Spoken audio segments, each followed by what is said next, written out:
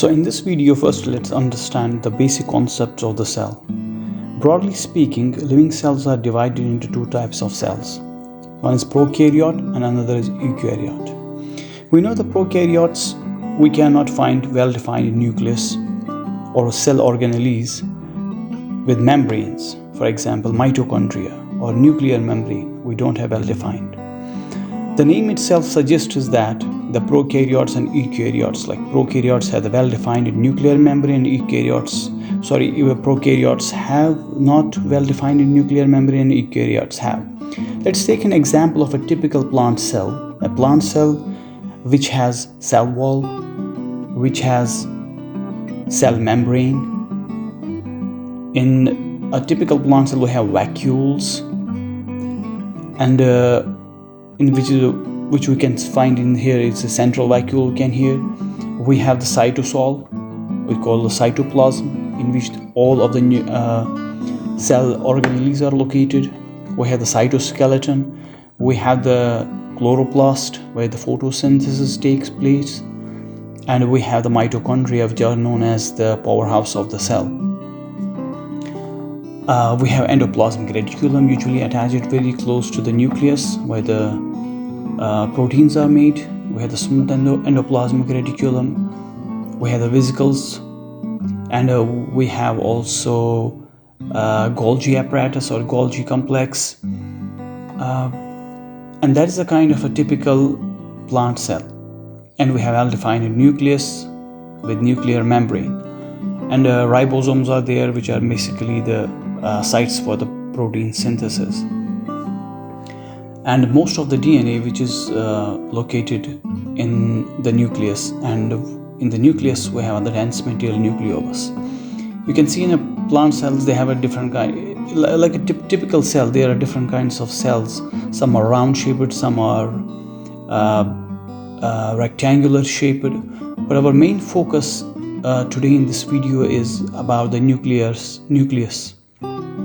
where our genetic material is basically present in form of DNA, or it can be in form of RNA in prokaryotes. And the genetic material is mostly present in form of we call them chromosomes in higher organisms especially. So in humans, we know we have 46 chromosomes, that's 23 pairs of the chromosomes. And basically what chromosomes are, these are the dense formations of the DNA deoxyribonucleic acid, which actually is our genetic material.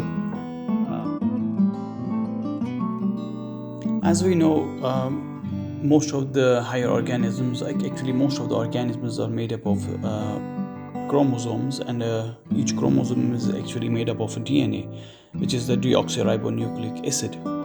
It's basically a molecule that carries genetic information for the development and functioning of an organism, So DNA is made up of two strands basically that wind around each other to resemble a twisted ladder, a shape known as a very famous double helix.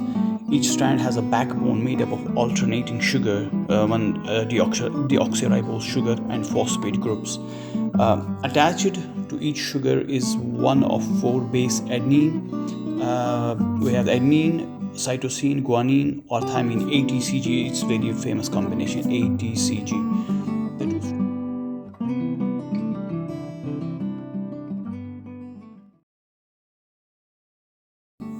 So we have the squash techniques. In squash techniques, what we do, we take the onion or any kind of vegetable or fruit which is easy for us to grow the root tips. We grow the root tips in water for 3 or 4 days. Technique at LAFF Lab, we take the onion. As you can see, we have grown the onions. We cut the root tips, which we use for our squash technique to analyze the chromosome. First, when we cut the root tip, we take the root tip and transfer it to some fixative. One of the famous fixatives is carinoids fluid. Another we can use it's 1:3 acetic acid. Then we take the root tips and transfer it to one normal HCl, which basically softens the cells. And then we will take the same sample in watch glass, and then we can put it on the flame for like 2-3 minutes, not on high flame. We will just wash them with normal saline, or you can use just simple water, and then transfer that washed sample into mainly we use the estrocarmine for staining chromosomes. After putting the sample into the estrocarmine, and then take again that sample, put it back on the flame for a few minutes, and then wait till we can see that the root tips have been stained.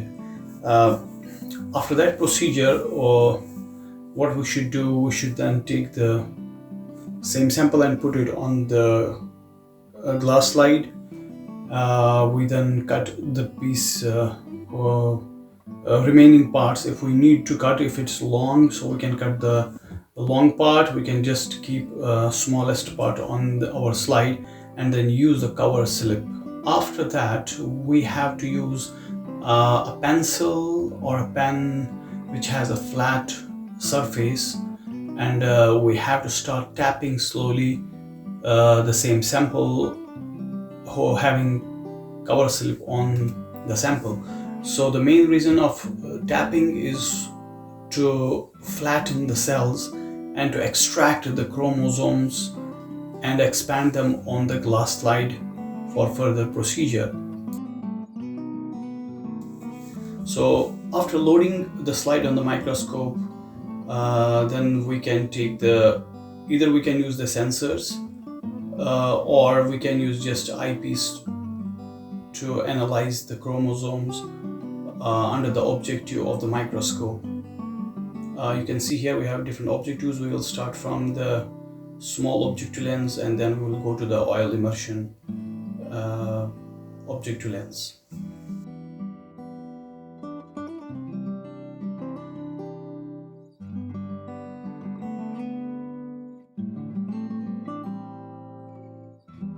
It's very important that we should know how to use the microscope. For the microscope, we know we have the light source. The light should come from the bottom, then it goes through the condenser diaphragm, that it enters to the sample. Then after leaving the sample, it goes to the objective lens, and then after leaving the objective, it goes to our eyepiece. But we have to start from the smallest objective lens, then go to the oil immersion at end so that we can easily see it. Then we go to the sensors, or we can use simply eyepiece. You can see here, after loading the sample on the microscope nearer to the objective lens, then we connect our sensor, eyepiece sensor, to our computer, which has already the software is loaded on the computer, and then we can check the slide under the microscope, and you can see here in the software it's showing us that we were able to find the cells. This is on the low power objective lens, and the cells are at different stages. Some are in interphase, and some are dividing, some are in prophase.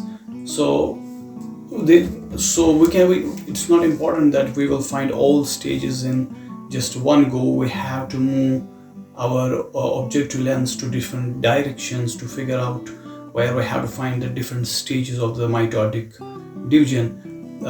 In this slide here, you can see that I will just try to figure out to make it more clear for the viewers. You can see here at this stage, most probably this is anaphase. It was anaphase. Yeah, it's anaphase, and cell is going towards the telophase stage. and it's on the high power, so that's why you can see easily a big cell over there, and some are in interface, some are in some are going to divide, some have already been divided. You can see the cell here, it's ready to divide, and this one is very clear. It's most probably it is the anaphase, late anaphase stage.